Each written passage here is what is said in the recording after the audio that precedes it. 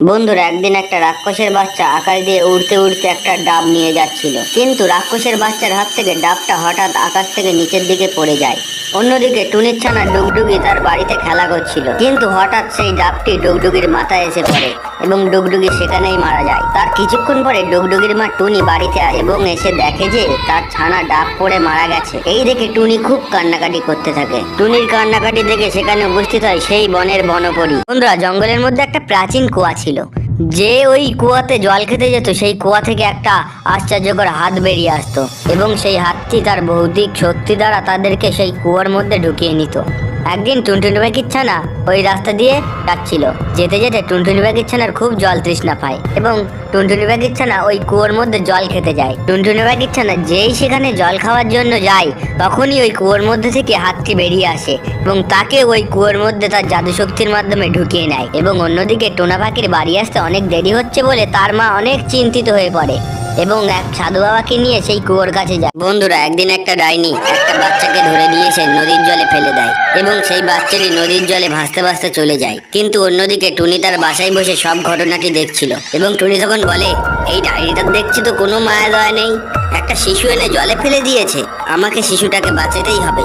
এই বলে টুনিটি সেখান থেকে উড়ে যায় এবং নদী থেকে শিশুটিকে তুলে নিয়ে আসে এবং টুনি তখন শিশুটিকে জিজ্ঞাসা করে, তুমি কে, তোমার বাড়ি কোথায়? শিশুটি তখন কিছুই বলতে পারে না, কারণ সে ছোট্ট শিশু, সে এখনো কথা বলতে শিখিনি। তখন টুনি বলে, হে ভগবান, এবার আমি কি করব? এই শিশুর বাবা মাকে আমি কোথায় খুঁজে পাবো? ঠিক তখনই সেখানে উপস্থিত হয় সেই বনের বনপরী এবং বনপরীটি বলে, টুনি, আমি বলে দিতে পারি এই শিশুর বাবা মাকে, তবে একটা শর্তে, যদি সবাই ভিডিওটি লাইক করে চ্যানেলটিকে সাবস্ক্রাইব করে দেয়। প্লিজ বন্ধুরা, তোমরা একটা করে লাইক এবং একটা করে সাবস্ক্রাইব করে দাও। তোমরা কি চাও না এই শিশু তার বাবা মাকে ফিরে পাক? বন্ধুরা, একদিন টুনি রাস্তা দিয়ে মাথায় করে তার ছানার জন্য চকলেট নিয়ে যাচ্ছিল, কিন্তু হঠাৎ একটা কোথার থেকে গাড়ি এসে টুনিকে মেরে দিয়ে চলে যায়। তখন টুনি ওখানে ছটফট করতে করতে মারা যায়। টুনির চিৎকার শুনে সেখানে তাড়াতাড়ি করে ডাইনি চলে আসে এবং ডাইনি এসে দেখে যে টুনি ওখানে মারা গেছে। তাই ডাইনি তাড়াতাড়ি করে টুনির ছানা টিঙ্কুকে ডাকতে চলে যায়। ডাইনি টুনির বাড়িতে গিয়ে টিঙ্কুকে তার পিঠে চাপিয়ে নিয়ে চলে আসে তাড়াতাড়ি টুনির কাছে এবং টিঙ্কু এসে দেখে যে তার মা মরে গেছে। এই দেখে টিঙ্কু খুব কান্নাকাটি করছে। বন্ধুরা, একদিন একটা ডাকু রাক্ষস হাতে একটা কুঠার নিয়ে আকাশ দিয়ে উড়ে যাচ্ছিল, কিন্তু সেই ডাকু রাক্ষসের হাত থেকে কুঠারটি হঠাৎ মাটির দিকে পড়ে যায় এবং অন্যদিকে টুনি রাস্তা দিয়ে হেঁটে যাচ্ছিল। ঠিক তখনই সেই কুঠারটি এসে টুনির মাথায় গেঁথে যায় এবং টুনি সেখানেই ছটপট করতে করতে মারা যায়। অন্যদিকে টুনির ছানা টোনা তার মা বাড়িতে আসতে দেরি হচ্ছিল বলে তার মাকে খুঁজতে বের হয় এবং টোনা এসে দেখে যে তার মা রাস্তায় কুড়ালের আঘাতে মারা গেছে। তখন টোনা খুব কান্নাকাটি করতে থাকে। ঠিক তখনই সেখানে উপস্থিত হয় সেই বনের বনপরী। বন্ধুরা, একদিন একটা ডাকু রাক্ষস জঙ্গলের ভিতরে গ্যাস সিলিন্ডারের রূপ ধরে বসে থাকে।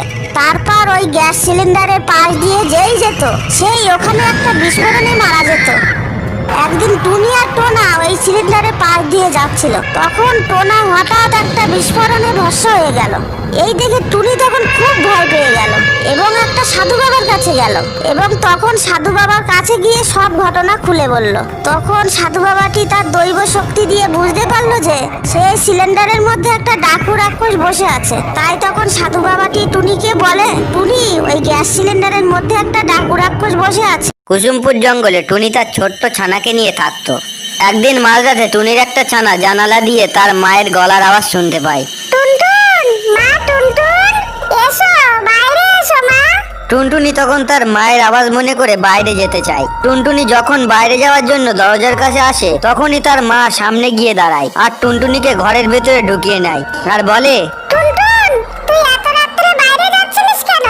মা, তুমি একটু আগেই আমাকে বাইরে থেকে ডাকলে, তাই তো আমি বাইরে যাচ্ছিলাম। না না, ওটা আমি না, ওটা একটা শাকচুন্নি। ওই দেখ, গাছের ডালে বসে আছে। প্রতিদিন মাঝরাতে ও সবাইকে এমন ভাবেই ডাকে, আর ওর ডাক শুনে যারা বাইরে বের হয় তাদেরকে ঘাড় মুটকে খেয়ে নেয়।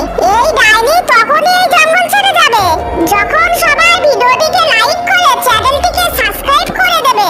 আমাদের ভিডিওটি ভালো লাগলে অবশ্যই চ্যানেলটি সাবস্ক্রাইব করে লাইক বাটনটি ক্লিক করবেন আর আপনার ভিডিও সম্পর্কিত মতামত কমেন্ট বক্সে লিখে জানাবেন।